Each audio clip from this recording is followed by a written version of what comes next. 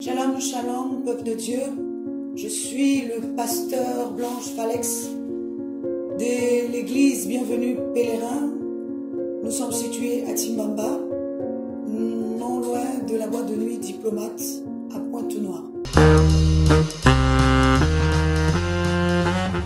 Ce soir, je m'aimerais faire une petite exhortation et le thème que j'ai choisi pour vous apporter ce soir est la lumière ou la bonne compréhension des choses spirituelles.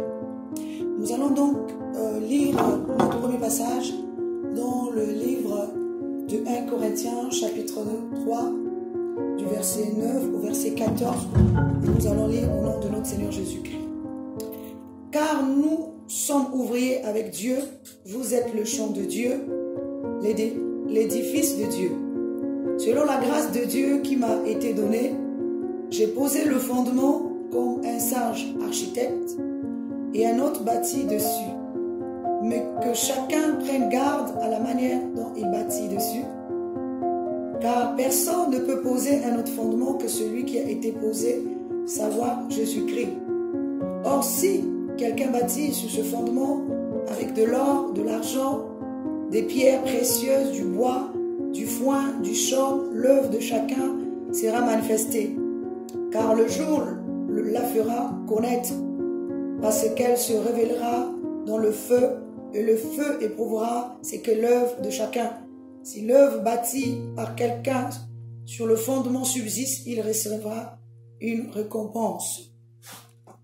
Amen. Alors, je voudrais ici vous expliquer c'est quoi, pourquoi en fait j'ai choisi ce thème.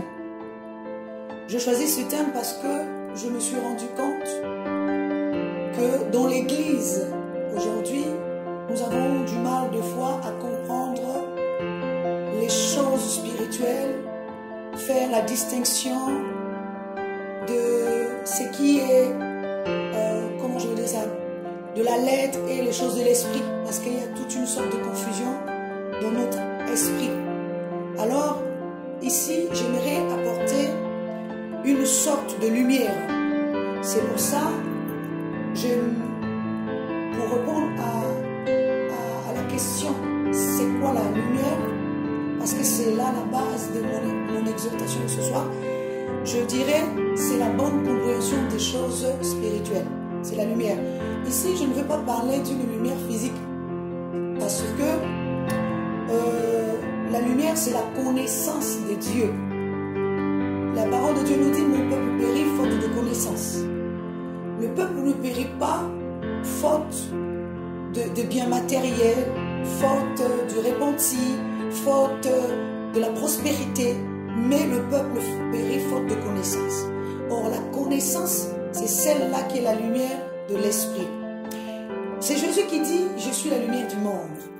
Or, Jésus ne parle pas d'une lumière physique, parce que la lumière physique, elle éclaire le corps. Comme ici, je suis dans une pièce, cette lumière qui est dans cette pièce éclaire mon corps. Elle n'éclaire pas mon esprit. Alors que Jésus, lorsqu'il dit, je suis la lumière du monde, il parle de la lumière spirituelle qui éclaire notre esprit, qui éclaire notre être tout entier.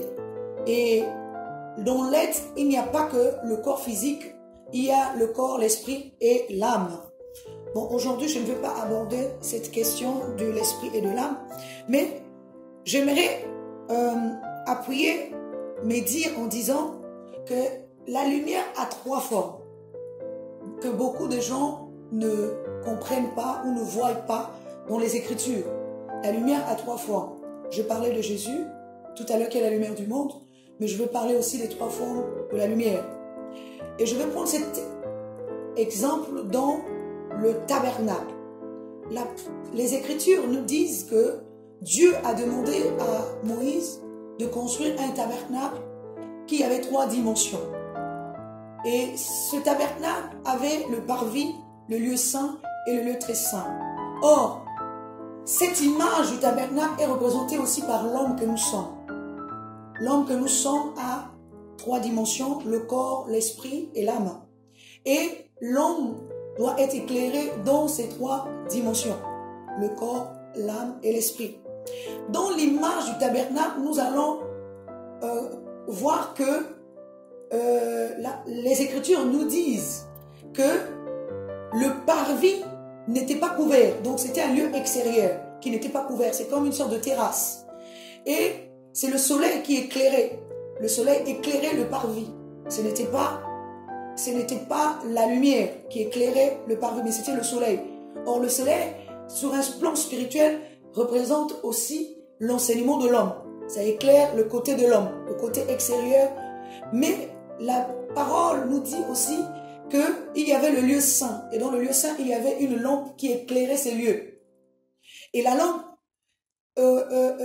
et dans le lieu très saint, il y avait Dieu qui éclairait ce lieu-là. Ce qui veut dire que dans l'âme, seul Dieu peut éclairer. Or, Dieu, c'est la connaissance de la lumière parfaite. C'est pour ça que même dans Apocalypse, la parole de Dieu nous dit que il n'y aura plus de soleil ni de lumière, mais seul Dieu va éclairer la nouvelle Jérusalem, donc le nouveau être. Alors, j'ai pris les trois formes de lumière pour expliquer, parce que c'est là aussi la bonne compréhension. Il faut que nous puissions comprendre quelle est la forme de lumière qui éclaire le corps, quelle est la forme de lumière qui éclaire l'esprit et quelle est la forme de lumière qui éclaire notre âme. Alors, j'ai pris cet exemple aussi, ce sont des dispensations. Les trois dispensations qui est la loi, qui est aussi la grâce, mais aussi la vérité. Parce qu'il nous est dit, la loi est venue par, c'est Moïse qui a apporté la loi, mais la grâce et la vérité sont venues par Jésus. Donc ce sont trois dispensations qui concernent l'être dans toutes ces trois dimensions. Donc chacun ou chacune des dispensations apporte un enseignement précis à l'esprit, au corps et à l'âme. Je vais encore me poser une question pour vous expliquer pourquoi l'homme doit-il être éclairé. Parce que l'homme a besoin d'être éclairé. Ça veut dire rentrer dans la bonne compréhension. Si nous ne sommes pas éclairés, donc nous sommes dans l'ignorance, dans les ténèbres. Et si nous sommes dans l'ignorance, dans les ténèbres, nous marchons n'importe où. C'est pour ça qu'il y a une autre parole de la Bible qui nous dit la parole est une lampe à mes pieds et une lumière sur mon sentier. Donc nous devons avoir la lumière qui éclaire nos pieds. Donc c'est-à-dire la partie inférieure de notre corps ou encore de notre être. Parce que la tête est la partie supérieure de l'homme, c'est-à-dire le côté de l'esprit. Mais les pieds représentent la partie inférieure de l'homme. Donc ce côté-là doit être éclairé par une lampe. Et ensuite une lumière sur notre sentier, parce que sur le chemin où nous passons, il faut que nous puissions éclairer notre route. Sinon, nous allons tomber et nous allons rentrer dans une fosse. Et je vais prendre un exemple. Je prends un autre exemple. Il y a une différence entre la croyance et le savoir. Parce que beaucoup de chrétiens croient, mais ne savent pas. Ils croient. Pourquoi? Parce qu'on nous dit quelque chose et nous croyons. Mais il y a une différence entre la croyance et le savoir. Pourquoi? Je prends un exemple. Beaucoup de chrétiens se disent « Je crois en Dieu ». Oui, Mais je veux vous dire autre chose. On doit savoir que Dieu est en nous. On ne doit pas croire. Parce que si nous croyons que Dieu est en nous, c'est comme si nous doutons. Je prends un exemple. Si j'ai un fils, est-ce que je crois que j'ai un fils? Non, je ne crois pas. Je sais que j'ai un fils. Donc, c'est comme avec Dieu. Je ne dois pas croire en Dieu, mais je dois savoir que Dieu est en moi. Parce que Dieu n'est pas à l'extérieur de l'homme, mais Dieu est à l'intérieur de l'homme. C'est pour ça que la Bible nous dit, vous êtes le temple de Dieu qui habite en vous. Donc, Dieu n'habite pas à l'extérieur de l'homme, mais Dieu habite à l'intérieur de l'homme. Donc, moi, quand je sais que Dieu habite en moi, je ne crois pas que Dieu habite en moi. Je sais que Dieu habite en moi. C'est là la différence. C'est pour ça que nous devons connaître toutes ces choses pour que nous soyons bien définis dans notre esprit. Parce que si nous ne connaissons pas ces choses, nous sommes dans le voile. C'est ça le voile de Moïse qu'il faut déchirer à l'intérieur de notre esprit pour que nous comprenions ces choses et ou encore que nous les voyons clairement dans notre esprit. Parce que s'il y a une confusion, c'est pour ça qu'il a dit que tous ceux qui sont en Jésus qui ne seront pas confus. Parce qu'il ne faut pas que l'être soit dans la confusion dans son esprit pour comprendre et ne pas comprendre. Je vais encore prendre un autre exemple. C'est comme si, c'est pour ça que dans beaucoup des enseignements, on ne nous explique pas les choses clairement. C'est pour ça que je parle de la connaissance, il faut que ça soit clair. Parce que c'est comme si on nous dit 1 plus 1 égale à 1. Ou quelqu'un d'autre vient expliquer que non, 1 plus 1 est égal à 2. En fait, les deux sont en train de dire des choses qui sont vraies, mais il faudra maintenant qu'ils nous démontrent pourquoi l'un a trouvé 1 et l'autre a trouvé 2. Ils sont tous les deux, ils sont en train de dire des choses qui sont vraies. Mais s'ils s'arrêtent juste à 1 plus 1 est égal à 1, ben, personne ne va comprendre comment il a fait cette addition et comment il a trouvé le 1. Pour celui qui a trouvé le 1 et l'autre qui a trouvé le 2, comment il a trouvé le 2. Donc, c'est ça qu'on appelle la lumière. Maintenant, la lumière vient nous expliquer comment j'ai trouvé le 1 et pour celui qui a trouvé le 1 et comment j'ai trouvé le 2. Je prends un exemple. La parole ou les Écritures nous disent l'homme quittera son père et sa mère, s'attachera à sa femme et les deux formeront une même chair. Ça veut dire qu'ils deviennent un corps. Alors, à ce moment-là, pour celui qui est dans l'esprit, il va expliquer, oui, 1 plus 1 est égal à 1. Pourquoi? Parce que il y a une personne spirituellement, donc le corps et l'esprit, qui s'épousent, deviennent une seule chair, donc une seule compréhension. Dans le physique, quelqu'un peut dire, bon, une femme et un homme se marient, ils deviennent une seule même personne dans la maison. Donc tout ce qu'ils sont en train de dire est vrai, mais à ce moment-là, il faut maintenant éclairer l'esprit de la personne pour qu'on arrive à une conclusion nette. C'est ça la conclusion nette qu'on appelle la lumière. Alors, la lumière dans les choses spirituelles, il y a la lettre et il y a aussi l'esprit. Or, la plupart du temps, nous arrêtons aux choses du corps, c'est-à-dire de la lettre, mais nous ne rentrons pas dans les choses de l'esprit. C'est pour ça que nous avons du mal à comprendre quand quelqu'un vient vous expliquer certaines choses spirituellement parlant. Nous n'arrivons pas à comprendre. Pourquoi? Parce que nous nous disons que la lettre suffit. Mais il y a des gens qui comprennent aussi les Écritures dans le spirituel. Et ces gens-là, on les appelle aussi les êtres éclairés. C'est-à-dire ils ont la lumière, la compréhension. Pourquoi avons-nous besoin d'être éclairés? Parce que l'être que nous sommes, faisons un travail. Ce travail que nous faisons n'est pas un travail physique. Donc c'est pourquoi nous devons employer aussi un langage spirituel pour les choses spirituelles. Donc c'est pour ça que Paul dit, employons un langage spirituel pour les choses spirituelles. Donc l'œuvre que nous sommes en train de bâtir n'est pas une œuvre physique, mais c'est une œuvre spirituelle. C'est quoi cette œuvre? C'est faire naître en nous un nouveau soi, un nouveau être. Parce qu'il y a dans l'homme, l'ancien homme, qui doit faire naître le nouveau homme. Pourquoi? Parce que l'ancien homme, tôt ou tard, doit passer pour laisser la place au nouveau homme.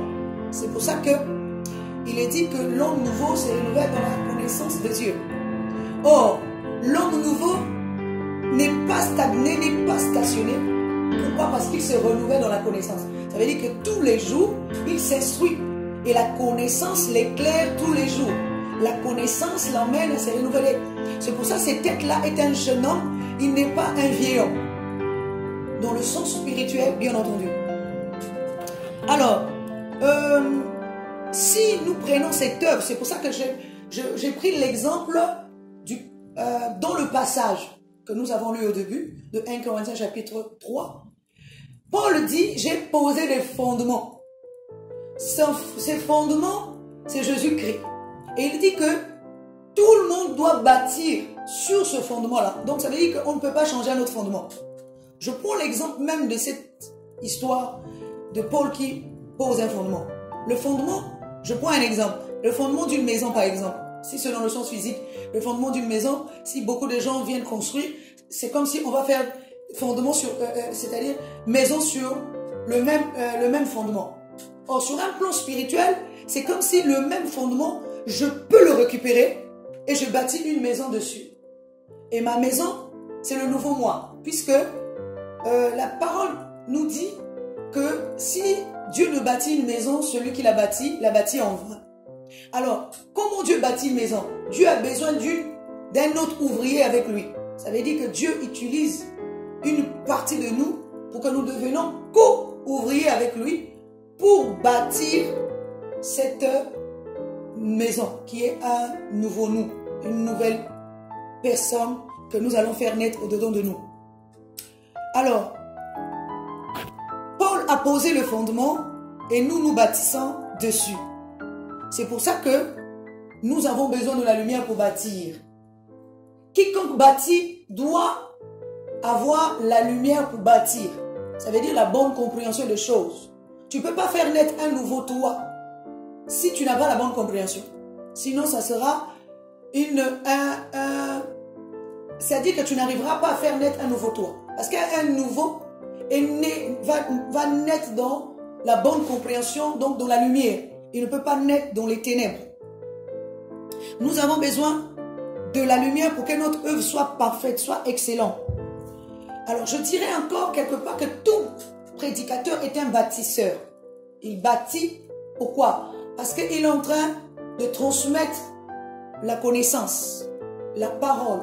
Et la parole qu'il transmet doit faire naître un être nouveau dans la personne qui reçoit. Donc, tout prédicateur est un bâtisseur. Si nous ne comprenons pas ça, les Écritures peuvent nous emmener à comprendre que nous sommes des bâtisseurs. Donc, lorsque j'enseigne ici, si quelqu'un me comprend, quelqu'un saisit, quelqu'un fait naître un nouveau soi en lui, ça veut dire que j'ai aidé cette personne à bâtir une œuvre. Mais il faut aussi que cette œuvre soit parfaite. Parce qu'elle peut être une mauvaise œuvre. Ça dépend de l'enseignement que je lui ai transmis. Ça veut dire que ça dépend des matériaux que nous avons utilisés. C'est pour ça que tout va dépendre des matériaux. Paul dit qu'on peut utiliser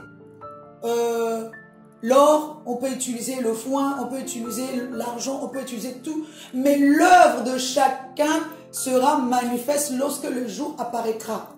Il est dit que l'œuvre qui subsistera sera une œuvre parfaite. Pourquoi l'œuvre doit subsister? Ça veut dire que quand je suis en train de bâtir, je dois chercher à donner à l'homme la vie éternelle. Je ne dois pas lui donner la vie éphémère. C'est pour ça que la parole de Dieu nous dit aussi, travaillez non pour une nourriture qui périt, mais travaillez pour une nourriture qui subsiste. Nous savons que dans le monde ici, il n'y a aucune nourriture physique qui subsiste. Même si nous préparons le saka, la viande, les haricots, ça ne subsiste pas. La seule nourriture qui subsiste, c'est le corps éternel, qui est représenté par le pain. C'est pour ça que Jésus dit, je suis le pain de vie qui est descendu du ciel. Donc, Jésus dit aussi, vos pères ont mangé de la manne qui est descendue du ciel, mais ils en sont morts. Mais ma chair est une nourriture, mon sang est un breuvage. Donc, lorsque nous consommons le Christ véritable, c'est-à-dire la connaissance de Dieu, la lumière du monde, à ce moment-là, nous bâtissons une œuvre parfaite qui subsiste, c'est-à-dire nous faisons naître en nous le corps éternel. Parce que le but d'acquérir la lumière ici, c'est d'obtenir le corps éternel. Sinon, pourquoi prions-nous? Si moi je prie juste pour avoir le bien matériel dans le monde et demain je perds ma vie, cela ne me sert à rien. Mais je préfère encore acquérir la vie éternelle, rentrer dans le corps éternel. Parce que à ce moment-là, je pourrais vivre au-delà de ma vie actuelle. C'est pour ça que nous avons besoin de lumière, nous qui bâtissons. Et la lumière est transmissible. Lorsque moi je comprends, je dois aussi transmettre à l'autre, pour que l'autre aussi devienne une lumière. La lumière est transmissible. C'est pour ça que sur la route de Damas, Paul a rencontré la lumière. Et Paul est devenu lui-même lumière. Parce qu'il dit que les choses que Paul raconte, Paul dit qu'il n'a pas reçu ça de quelqu'un, il a reçu ça par révélation. Or, la révélation est une lumière. C'est la bonne compréhension des choses spirituelles. Il n'a pas reçu ça de quelqu'un, il n'a pas. Mais lui, après, il a transmis. C'est pour ça que je dis que la lumière est transmissible. Parce que la Bible nous dit que Paul a commencé à parler de ce qu'il avait reçu. Donc, après avoir été éclairé par la véritable lumière, Paul lui-même est devenu lumière, il pouvait aussi transmettre la lumière. Alors, je voudrais définir aussi, enfin, vous parler de 3 catégories de bâtisseurs. Parce que nous sommes des bâtisseurs, mais il y a aussi des catégories de bâtisseurs. Il y a la première catégorie de bâtisseurs, c'est les fabricateurs des tentes, que j'appelle fabricateurs de tentes. Je ne sais pas si vous allez me comprendre, mais je vais expliquer. C'est quoi une tente, spirituellement parlant? C'est-à-dire un corps qui n'est pas stable. Vous voyez, même dans les églises, nous voyons beaucoup de personnes qui ne sont pas stables, qui sont des enfants flottants. C'est-à-dire qu'on peut déplacer à tout vent de doctrine. C'est ça, des fabricateurs de tentes. Parce que la parole de Dieu nous dit que, c'est Paul qui dit, nous gémissons dans ces tentes en aspirant porter notre domicile céleste qui n'a pas été fait des mains d'hommes, mais c'est une demeure qui a été faite des mains de Dieu. Donc nous comprenons qu'il y a la différence entre une demeure faite des mains d'hommes, donc le corps éternel, et plutôt de Dieu, faite des mains de Dieu, donc le corps éternel, et une tente faite des mains d'hommes. Alors, il y a des catégories des bâtisseurs qui fabriquent. Je ne peux pas parler de bâtir parce que là on ne peut plus parler de parce qu'une tente n'est pas construite, c'est plutôt montable et déplaçable. Donc, il y a des enfants, c'est pour ça que Paul nous dit que nous ne devons pas être des enfants flottants et emportés par tout vent de doctrine. Nous devons avoir de la lumière. Soyons éclairés de manière à ce que nous soyons stables. Nous soyons des maisons stables pour Dieu. Pas des maisons qu'on déplace à tout vent de doctrine. Parce qu'aujourd'hui, nous voyons dans les églises, dès qu'il y a un mouvement à gauche, tous les enfants d'une église vont partir dans cet endroit parce que ce sont des enfants flottants. Parce qu'on n'arrive pas à les bâtir correctement, c'est-à-dire à leur donner une forme spirituelle stable. Donc, du coup, à chaque fois qu'il y a un mouvement, ces gens-là partent à gauche et à droite, donc ce sont des enfants flottants et emportés par tout vent de doctrine. Il y a aussi des bâtisseurs aveugles. Quand je parle de bâtisseurs aveugles, ça veut dire ceux qui rejettent la lumière, c'est-à-dire ceux qui sont bornés et qui pensent qu'ils ont toujours raison et que les autres ont toujours tort. Ça veut dire quoi?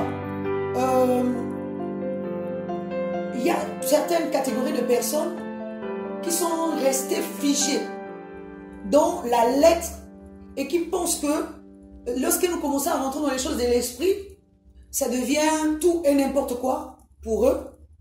Donc ça veut dire que quelque part, ils rejettent la lumière. Parce que la lumière, ce n'est pas la lettre. La lumière, c'est l'esprit. C'est l'esprit qui éclaire l'esprit. C'est comme l'esprit comprend les choses de l'esprit. C'est pour ça que Paul dit, la lumière est plutôt... Paul dit, la lettre tue, mais l'esprit vivifie. Donc nous sommes dans la lettre et l'esprit. Donc il y a des gens qui sont porteurs de qui sont aussi des lampes, comme Jean-Baptiste qui était une lampe et qui éclairait les autres. Donc nous devons devenir des lampes pour éclairer les autres. La parole de Dieu nous dit, vous êtes une lampe qu'on doit mettre allumée, qu'on doit mettre sur une table, pas sous la table. Or la lampe, quand elle est allumée, c'est pour éclairer les autres. Et les autres doivent en bénéficier. Les autres doivent comprendre par rapport à la lumière des Écritures, à la lumière de ce que celui qui incarne la lumière peut leur expliquer. C'est pour ça que ici, nous allons parler, par exemple, des pasteurs qui peuvent incarner la lumière, qui peuvent incarner la lampe et qui doivent expliquer au peuple de Dieu les choses correctement afin qu'eux ils comprennent et pour qu'eux-mêmes aussi deviennent des lumières. Je disais, devenons des êtres de lumière. Je vais prendre un exemple parce que je suis en train de chuter. Jésus, pour comprendre parmi ses disciples qui était une lumière, il a posé deux questions. La première question était, que dit-on que je suis? Les autres ont dit, je suis ceci, tu es cela. Et Pierre, plutôt quand il a posé la deuxième question en disant, mais vous, que dites-vous que vous êtes? Et Pierre a répondu, tu es le Christ, le Fils du Dieu très haut. Et Jésus va lui dire, ces choses, ce n'est ni le sang ni la chair qui te l'ont appris, mais c'est mon Père qui est dans le ciel qui te l'a appris. Alors il va dire, tu es Pierre, sur cette pierre je bâtirai ma maison. Donc cela venait de faire découvrir Pierre, qui lui était déjà un corps éclairé et qui devait recevoir le royaume. Parce qu'on ne donne pas le royaume à un corps qui n'est pas éclairé. On donne le royaume à un corps éclairé. C'est-à-dire la bonne compréhension des choses célestes. Alors, c'est pour ça que Jésus a dit à Pierre, tu es Pierre, sur cette pierre je bâtirai ma maison, je te donnerai les clés du royaume. Ce que tu liras en bas sera lié en haut, et ce que tu délieras en bas sera délié en haut. Pourquoi? Parce que Jésus avait vu que Pierre était un être éclairé. Donc, en conclusion de tout ce que je voulais dire, le but ici, c'est que l'homme que nous sommes soit affranchi des ténèbres, donc de l'ignorance. C'est ça notre but. C'est ça notre objectif. Pourquoi? Écoutez, la parole de Dieu nous dit que dans les jours à venir, plus personne enseignera son prochain connaît Dieu, car tous me connaîtront du plus petit au plus grand. Connaître Dieu, ça veut dire, c'est Dieu qui nous enseigne. Donc là, nous rentrons dans la dimension de Dieu, où Dieu lui-même, dans le lieu très saint, où lui-même il est en train de nous enseigner pour que nous puissions comprendre les choses de Dieu, pour que nous puissions marcher avec lui. Ça, c'est le lieu très saint. Et là, ça veut dire que plus personne enseignera son prochain connaît Dieu. Nous le connaîtrons, nous tous. Il n'y aura plus d'enseignants et il n'y aura plus des enseignés. Nous tous, nous serons enseignés par Dieu lui-même parce que nous serons affranchis de tout ce qui est ignorance, de tout ce qui est ténèbres et nous serons des êtres libres spirituellement. Voilà pour ce qui est de ma pensée d'aujourd'hui. Merci à vous qui m'avez suivi. À très bientôt. Au revoir.